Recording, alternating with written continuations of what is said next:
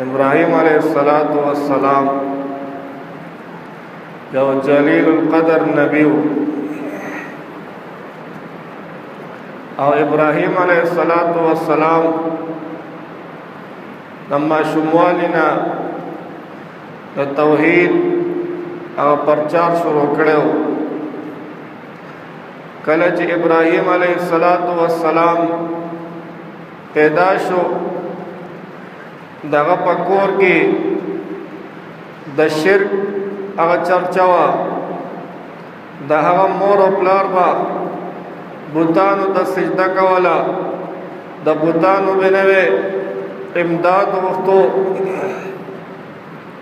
دغه شان په بهر معاشره کې هم دغه معامله وا، خو ابراہیم علیہ السلام د ماشوموالنا د توحید پرچار کوي. یو ورځ ابراہیم علیہ السلام ماشوم دی، د مور په غېږ کې دی. خپل مور ته وایي مور ستا رب څوک دی؟ مور ورته وایي ستا پلار. ابراہیم علیہ السلام بیا تپوس کوي زما د پلار رب څوک دی؟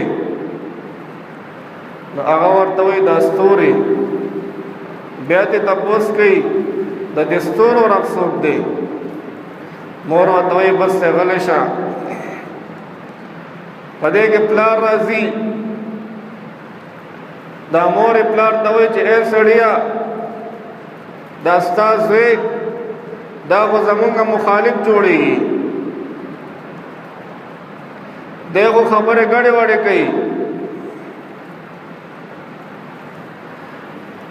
پلار خپل بچی ته وایي چې اے زما زویه ته زما بچی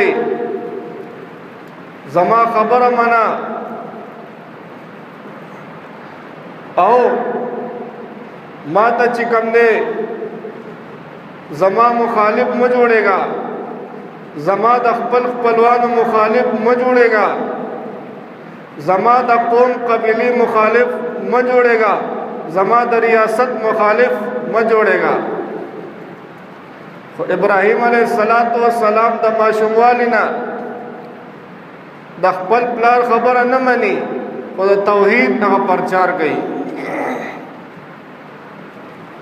پلار ته وایي یا ابت لا تسمعو، اے زما پلارا ته د هغه سيزونو عبادت کې لا تسمعو چې هغه ستا نه اوري،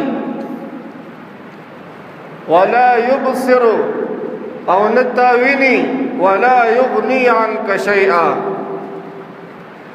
او نه چې کوم دې ستاسو امداد کولی شي. پلار ورته وایي سمشه که نه سمېږي پانسي به دې کم یا به دې رجم کم. او ابراہیم علیہ السلام چې پیدا شو